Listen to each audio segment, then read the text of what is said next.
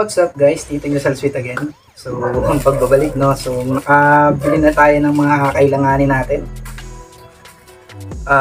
Kailangan natin ng heat gun. So, reason why kaya ako bumili nito is kasi para dun sa Kapnipon. Since yun lang naman ang paggagamitan, bumili na rin ako nito. Para magamit din natin tong heat gun na to dito sa Soul Protector. Kasi nakakapanghinayang din kasi yung Jordan shoes natin. Susugat ng nasusugat yung yung sole pagka ginagamit. So, masyadong masakit kasi yung presyo. Bumili ko nito. Tapos, eto. Shoe wipes para panlinis dun sa shoes natin bago natin idikit ito. Tapos, kailangan din natin ng microfiber cloth para sa pagdidikit nito. And also, eto. Hindi ko alam kung magagamit natin ito. Joke lang. Tapos ito, alam kung magaling ang tsamba mo, malakas eh. Para siguro pantanggal ng alikabok. Siyempre, kailangan din natin ng ballpen, no? Ballpen para pang dito, pang guhit, pang marker. Tapos, eto. Hindi ko alam kung ba't bumili ko nito, ewan ko anong purpose nito. Talagang may pagkatanga ito. Ayan. Bago natin umpisahan to, guys, intro muna tayo. Right?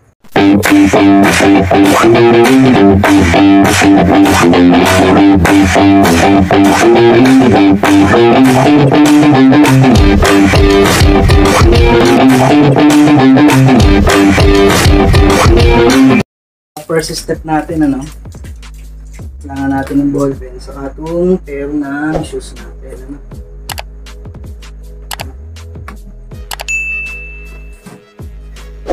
Kasi susukatan na natin sila. So, bali ito magiging ilalim ng sapatos natin. Ayan, kung nakikita nyo, para siyang may grip. Kita ba? Para siyang may grip. Para siyang grip tape na transparent. Kita ba?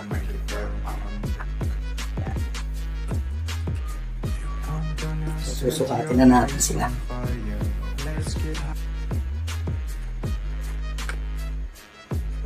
Need na natin siyang sukatin. Unahin natin itong kaliwa. Kaliwa ba? Kaliwa nga. Susukatin natin siya.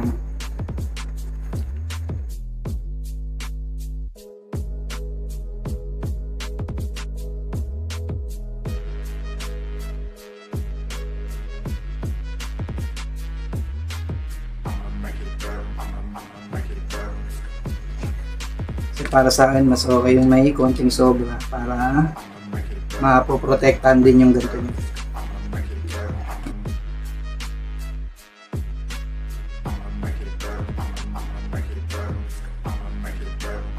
Umpisa natin dito, guys. So, cut na natin muna to. Kailangan natin dito ng gunting. Okay.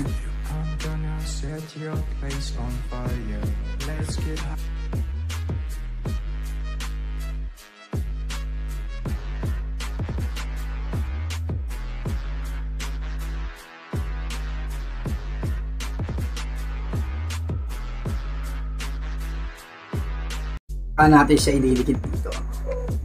Ganyan yung magiging datingan niya. Pero bago natin siya idikit,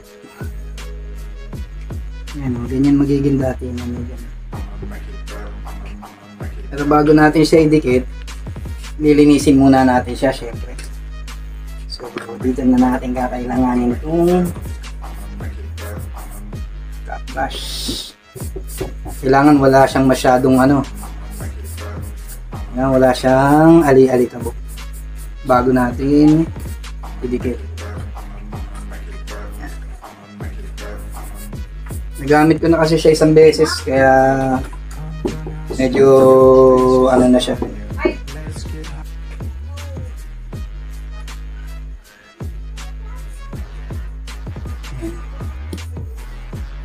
So medyo ganyan na yung kulay niya. Saka kaya ako nakaisip na bumili na ito dahil nung nagamit ko siya, medyo naawa ako. Naawa ako dun sa swelas. Bigla ako nang hinayang dun sa pera ko. So ito, kailangan na natin na itong shoe wipes. Okay, bago natin siya idikit.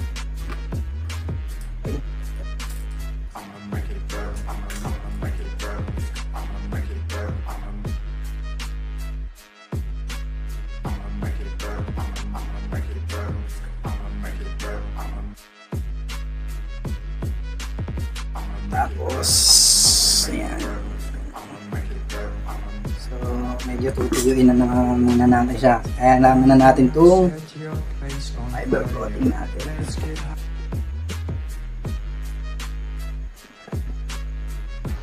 Kita niyo ba guys?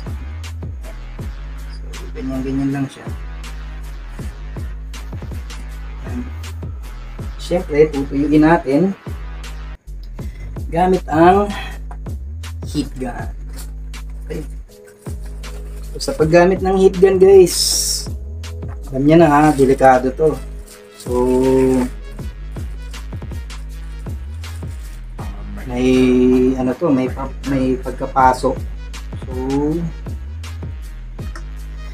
ingat kayo or patulong kayo sa mga nakatatanda sa inyo.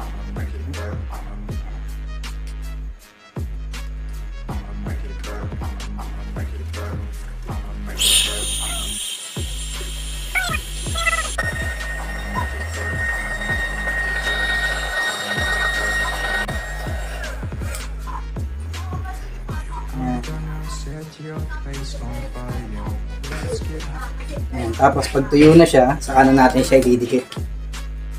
Okay. Ipil muna natin siya.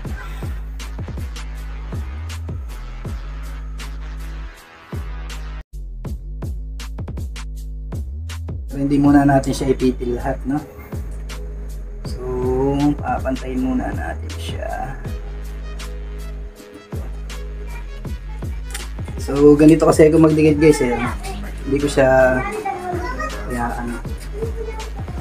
inaano agad, dinidikit agad. Inaano ko, kinukuha ko muna yung pantayan niya. Okay?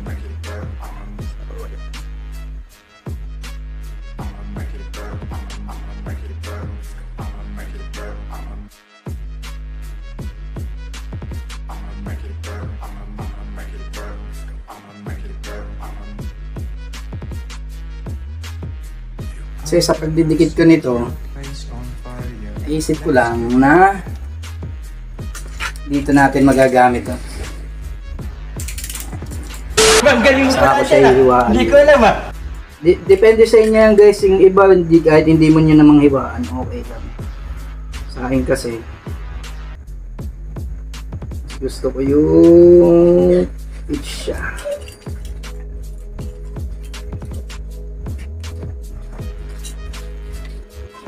Siya hiwaan dito.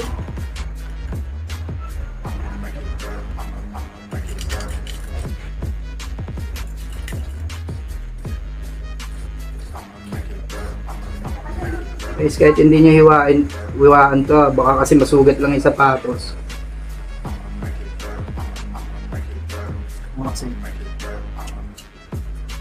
Kasi gusto ko yung gumagalaw siya.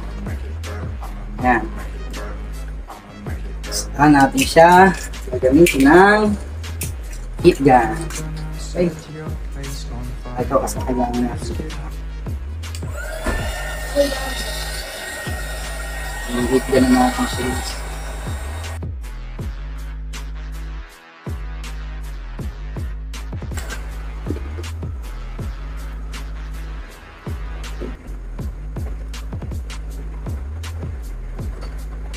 Nakakasunog ng sapatos yan.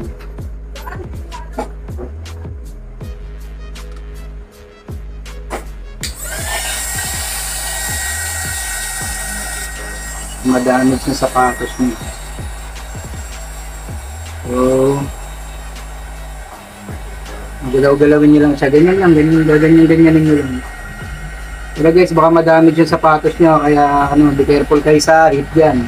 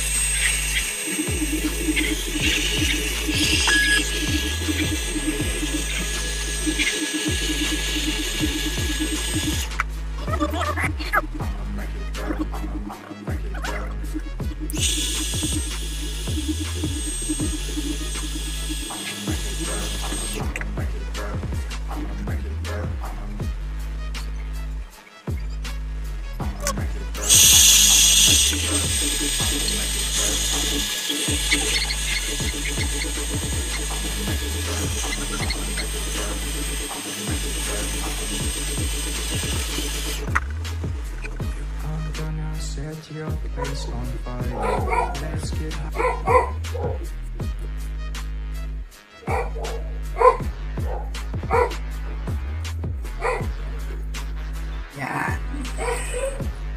Ay! Malapit na siya guys. Diba? Malapit na siya. Ayan o. Gusto ng dikit niya. Ganyan-ganyan lang yan. Ito talagang nakadikit na eh.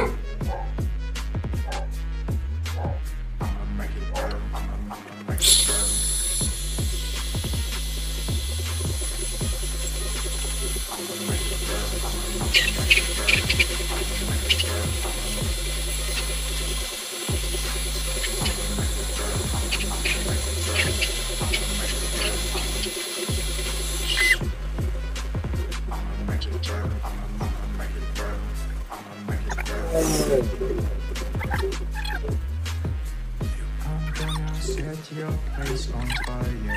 Let's get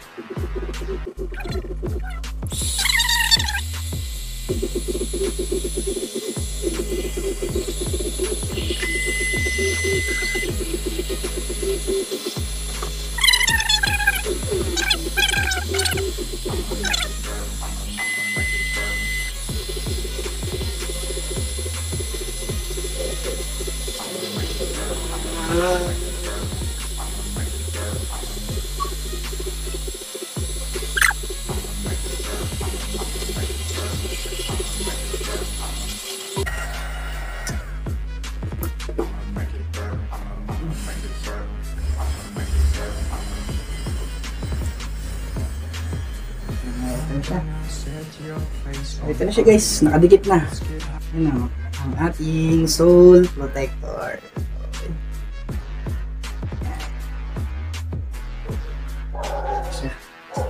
So siguro nasa 3,000 steps daw to, pero kahit hindi ako mga 3,000 steps. Tanggalin ko na rin to. Papalitan ko na naman uli after magamit ko ng mga 3 beses. So ayan siya guys. So gagawin na muna natin yung isa, no, para makita natin yung kabuuan. Pero ayan siya guys, so ayan, kung napapansin nyo, ayan siya, diba? Mamaya ipapakita natin yung kabuuan niya. Okay, so tingnan naman natin itong isa. Gawin naman natin itong isa. Okay, so cut na muna siguro natin itong video. Kita-kita tayo. So ito na nga siya guys, no?